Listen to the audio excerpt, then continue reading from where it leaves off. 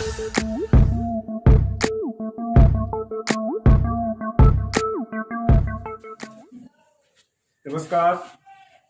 मैं आत्मिका सिंह आप सभी का हार्दिक स्वागत करता हूं। मित्रों, आज जबकि समूचा विश्व कोविड-19 से जूझ रहा है, ऐसी स्थिति में मैं आशा करता हूं कि आप सभी लोग अपने अपने घरों में सुरक्षित होंगे। एससीईआरटी डायरेक्टर के आदेशानुसार प्रदेश की समस्त डाइट्स में ऑनलाइन क्लासेस शुरू हो चुकी हैं और आपको विदित है कि दूसरे और चौथे सेमेस्टर में कंप्यूटर विषय नहीं है। उक्त स्थिति को ध्यान में रखते हुए श्री तिवारी जी के परामर्श के अनुसार गणित विषय पर फोकस करने के लिए मैं आपके सामने उपस्थित हूँ। तो फोर्थ सेमेस्टर में आपने गणित का पूरा सिलेबस देखा होगा। उसमें एक महत्वपूर्ण टॉपिक है चतुर्भुज। इसी पर बात करेंगे आज हम सभी लोग। चतुर्भुज जो होता है, इसको आपने जूनियर की क्लासेस में इसको देखा होगा, समझा होगा और मुझे पूर्ण विश्वास है कि इसके बारे में आपको जानकारी होगी। लेकिन फिर भी इसको रिवाइज करते हैं, तो शुरू करते हैं। आप थोड़ा सा मैं आपसे आग्रह करना चाहूंगा कि पेन और कॉपी अगर आप साथ में लेकर के आते हैं तो आपको थोड़ी सी और आसानी होगी। तो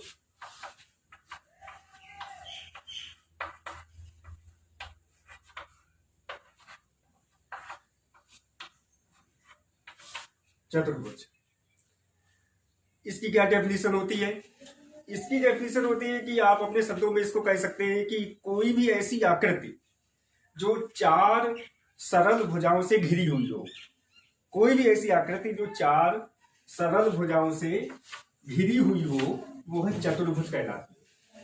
देखिए, यहाँ पर एक वैकल्पिक व्यवस्था कक्षा की गई है। आप इसी में संतुष्ट होने का प्रयास करें। जैसा भी ब्लैक बोर्ड या फिर संसाधन यहाँ पर है, आपके सामने है। तो इस चार सरल रेखाओं से जो ये आकृति आपके सामने है, इसमें आप इस बात का विशेष ध्यान रखें कि यह चार सरल रेखाओं से बनी हुई आकृति कहीं पर भी खुली ना हो। जैसे कि यहाँ पर खुली है, तो यदि ये खुली है तो हम इसको चतुर्भुज नहीं कह सकते। चारों सरल रेखाएं आपस में जुड़ी हुई हो, सबसे प्रथम बात। दूसरी बात यह है कि चतुर्भुज जो होता है उसमें चार भुजाएं होती हैं। चारों भुजाएं कैसी होती हैं? सरल सीधी भुजाएं होती हैं। चार इसमें एंगल होते हैं, जैसे 1, 2, 3 और 4। इस चतुर्भुज को मैंने नाम दिया है A, B, C और D। तो इस चतुर्भुज में कौन कौन से एंगल हुए? चार। कोण A, कोण B, कोण C और कोण D। इन चारों का योग कितना होता है? इन चारों का टोटल होता है 360 डिग्री। तो इसकी प्रॉपर्टीज में सबसे पहली बात याद रखिएगा कि इसमें चार कोण होते हैं और चारों कोणों का योगफल 360 अंश होता है। सेकंड, चार इसमें क्या होते हैं? शीर्ष 1, 2, 3 और 4। ध्यान दीजिएगा, 1, 2, 3, 4 सही का जो मैंने निशान लगाया है उनको कहते हैं शीर्ष। तो कितने शीर्ष हुए इसमें? शीर्ष कितने हुए? 4। चार कोण हो गए और कितने शीर्ष हो गए? 4। दूसरा, इसमें इसकी प्रॉपर्टीज में विशेष ध्यान रखिएगा कि इसमें विकर्ण 2 होते हैं। ये क्या है? विकर्ण। इनको D से शो कर सकते हैं। तो विकर्ण कितने होते हैं इसमें? 2। तो प्रॉपर्टीज के अंतर्गत आप इसमें कह सकते हैं कि चार कोण होते हैं जिनका योगफल 360 डिग्री होता है, 4 शीर्ष होते हैं, 2 विकर्ण होते हैं। अब हम आते हैं टाइप्स, कितने प्रकार के होते हैं।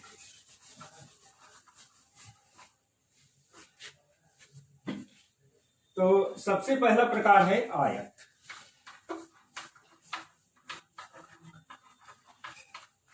आपको इसकी जानकारी है, मुझे पता है। जूनियर की जो क्लासेस थी उसमें आपने इसको भली भांति पता है, इसका क्षेत्रफल कैसे निकालते हैं, इसका परिमाप कैसे निकालते हैं। लेकिन आज हम बेसिक्स पे बात कर रहे हैं केवल, तो इसलिए आप केवल बेसिक बातें हैं उन पर फोकस कीजिएगा। आयत, इसके बारे में समझ लीजिएगा कि इसमें जो आकृति हमारे सामने आती है, इसमें 2 समानांतर भुजाएं इस तरीके की है और 2 समानांतर भुजाएं इस तरीके की है। इसको हमने नाम दिया ABCD। एक बात और ध्यान में रखिएगा कि हम जब भी किसी चतुर्भुज को कोई नाम देते हैं तो उसका नाम जो सीरियल में ही देते हैं, जैसे ए बी सी डी। ऐसा नहीं कि ए और बी और सी और डी, इस तरीके से हम कभी नाम नहीं देते। इस बात को हमेशा ध्यान रखें। तो इसमें आप ध्यान रखिएगा कि इसमें जो एक लंबाई की रेखा होती है, एक चौड़ाई की होती है, इसमें चारों भुजाएं समान नहीं होती। आमने सामने की जो भुजाएं होती हैं वह समान होती हैं, और इसके जो चार कोण होते हैं इनका योग जो है तो 360 डिग्री होता है, और प्रत्येक कोण जो है वह कितने डिग्री का होता है? 90 डिग्री, 90 अंश का। तो इस प्रकार से एक तो ये आयत हो गया। दूसरा आता है वर्ग।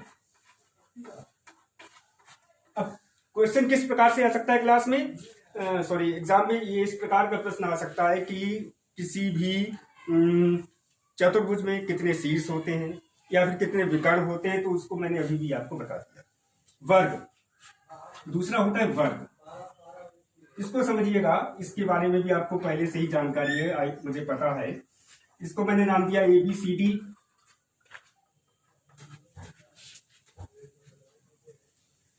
इसमें ध्यान रखने वाली बात यह है कि इसकी चारों भुजाएं समान। कैसी होती है? चारों समान होती है। इसमें भी विकर्ण तो होते हैं, ये विकर्ण हो गए आपके, चार शीर्ष होते हैं, 1 2 3 और 4, और चारों जो इसके कोण होते हैं वो 90 डिग्री के ही होते हैं। चारों का टोटल जो कितना होता है 360 डिग्री। अब महत्वपूर्ण प्रश्न, इसको ध्यान में रखिएगा कि प्रश्न ऐसा आ सकता है कि क्या मैं एक सेंटेंस बोल रहा हूं और वो पूछा जा सकता है कि क्या ये सही है, या फिर उसके सापेक्ष 3-4 सेंटेंस और जोड़े जा सकते हैं, और वहां पर पूछा जा सकता है कि इसमें से कौन सा सेंटेंस सही है। ध्यान रखने वाली बात यह है कि प्रत्येक वर्ग हमेशा एक आयत होता है। ओके, प्रत्येक वर्ग क्या है? हमेशा एक आयत होता है, और प्रत्येक आयत कभी कभी एक वर्ग होता है। दोनों जो मैंने अभी वाक्य बोले हैं वह दोनों ही वाक्य सत्य है। तो इस प्रकार से प्रश्न पूछा जा सकता है कि क्या प्रत्येक वर्ग हमेशा आयत होता है? It's true. और क्या प्रत्येक आयत हमेशा वर्ग होता है? नहीं, प्रत्येक आयत कभी कभी वर्ग होता है। तो ये दो प्रकार हो गए हैं। अब तीसरा जो प्रकार आता है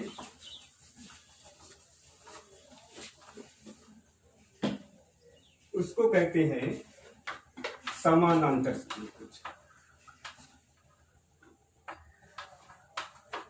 ये मैंने किसका सिंबल बना दिया? चतुर्भुज का। हम जब कभी लिखते हैं गणित में तो ये किसका सिंबल हो गया? त्रिभुज का। तो ये किसका सिंबल हो गया? समानांतर चतुर्भुज।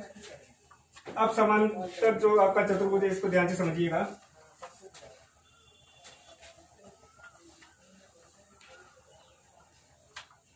इस प्रकार से इसकी आकृति होती है। हमने इसको नाम दिया ए बी सी और डी। ठीक है, इसमें आप थोड़ा सा इस प्रकार से इसको याद रखिएगा कि जो आपका आयत था, इस तरीके से व्यवहारिक रूप में आपको बता रहा हूं कि जो आपका आयत है इसको हमने थोड़ा सा खिसका के फोल्ड कर दिया है, तो ये क्या बन गया? समानांतर चतुर्भुज। और ये इसके क्या है? सम्मुख कोण है इस तरीके से, और ये इसके विकर्ण है। तो ठीक है, तो ये आपका समानांतर हो गया। इसके भी चारों कोणों का योग कितना होता है? 360 डिग्री। प्रश्न ये आ सकता है कि ये कोई आकृति दी गई है और आपसे पूछा जा सकता है कि यह किस प्रकार का चतुर्भुज है। आप इसको बोल सकते हैं कि यह समानांतर चतुर्भुज है। अब अभी मैं इसको और स्पष्ट करूंगा। चौथा आता है समचतुर्भुज।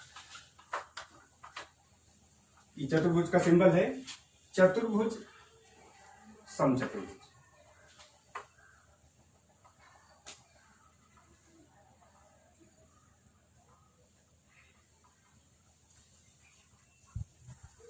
समचतुर्भुज जो होता है, आप इसको समझ सकते हैं कि जो ये आपके पास एक वर्ग था, व्यवहारिक रूप में इसको समझते हैं। इसको हमने हाथ से थोड़ा सा फोल्ड कर दिया है, तो मेरे पास एक नई आकृति आ गई जिसको कहते हैं समचतुर्भुज। अब यहां पर पूछा जा सकता है कि समचतुर्भुज और समानांतर चतुर्भुज में अंतर क्या है? ये क्या है? समचतुर्भुज, और ये क्या है, समानांतर चतुर्भुज। अंतर क्या है, अंतर आपके सामने स्पष्ट है कि जो अंतर आयत और वर्ग में था, लगभग वही अंतर समचतुर्भुज और समानांतर चतुर्भुज में है। बस थोड़ा सा आकृति में अंतर है। आपको सब स्पष्ट यहाँ पे देख रहा है कि इसकी चारों भुजाएं बराबर है, जबकि इनकी आमने सामने की भुजाएं बराबर। चारों बाकी जो इनकी प्रॉपर्टीज है वो सेम है कि इनमें चार विकर्ण, चार आपके शीर्ष होते हैं, 1 2 3 4, चार कोण होते हैं, चारों का योग 360 डिग्री होता है, और दो दो विकर्ण। अब यहाँ पे समझ लीजिएगा कि ये क्या है, समचतुर्भुज, और ये क्या है, समानांतर चतुर्भुज। बस इसकी चारों भुजाएं बराबर है, उसकी आमने सामने की भुजाएं बराबर है।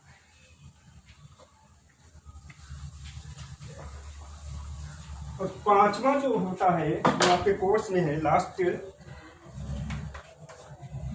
समलंब चतुर्भुज।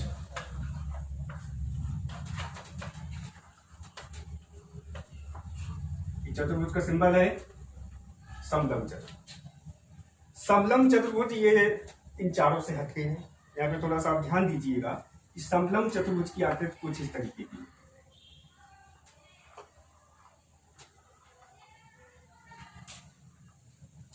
ठीक है। पहले के जो चार टाइप्स थे जो आपके चतुर्भुज के, उनकी आपको फिगर याद है, ये चारों से डिफरेंट है। इसकी मेन प्रॉपर्टीज हमेशा याद रखिएगा कि इसकी कोई भी दो आमने सामने की भुजाएं हैं वह बिल्कुल समानांतर होंगी। जैसे कि एक भुजा ये और एक भुजा ये, मैं इसको पहले नाम देता हूं ए बी सी और डी। आप देखिएगा डी सी भुजा ए बी भुजा के समानांतर है। अब यहाँ पे प्रश्न ये भी आ सकता है कि आपसे पूछा जा सकता है कि समांतर भुजाएं किसे कहते हैं।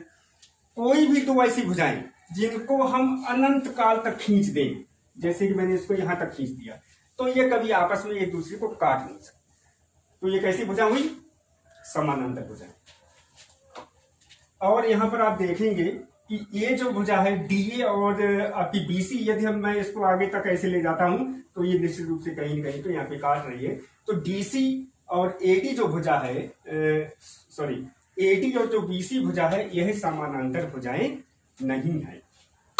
जबकि एबी और डीसी भुजा जो है यह कैसी है, समानांतर भुजाएं। तो समलंब चतुर्भुज उसे कहते हैं कि जिस चतुर्भुज की कोई भी दो भुजाएं समानांतर हो और शेष जो दो भुजाएं हैं वो समानांतर नहीं हो। इसमें भी चार शीर्ष होते हैं, 1 2 3 4, दो इसमें भी विकर्ण होते हैं, ओके। और इसके भी जो अंतःकोण होते हैं उनका योगफल कितना होता है, 360 डिग्री, ठीक है। और तो अभी आपने देखा कि चतुर्भुज क्या होता है, इसकी परिभाषा आपने देखी। कितने प्रकार के होते हैं, 5 प्रकार के होते हैं, आयत, वर्ग और आपका समानांतर चतुर्भुज, समचतुर्भुज और समलंब चतुर्भुज। इसके अलावा भी होते हैं जैसे पतंग वगैरह है, लेकिन वो आपके कोर्स में नहीं है। फिलहाल जो आपके कोर्स में है उन पर अभी बात की गई है। और आगे हम बात करेंगे इस वीडियो के बाद, जो मैं आपसे अगले वीडियो में बात करूंगा उसमें मैं आपसे बात करूंगा कि समलंब चतुर्भुज का हम क्षेत्रफल कैसे निकालें और चक्रीय चतुर्भुज क्या होता है। तो आज के वीडियो में बस इतना ही। आई होप कंटेंट कुछ क्लियर रहा होगा आपके सामने। बहुत ईजी था, मैंने शुरुआत इसीलिए यहाँ से की है कि आपके सामने एक ऐसा कंटेंट रखा जाए जिसके बारे में आप पहले से जानकारी रखते हो। तो फिर भी यदि कहीं पर कोई भी यहाँ पर प्रॉब्लम, आपका कोई सजेशन हो, तो उसके लिए आप आमंत्रित हैं। तो मिलते हैं अगले वीडियो में, तब तक आप घर पे रहें, सुरक्षित रहें और पढ़ाई भी करते हैं। Thank you so much.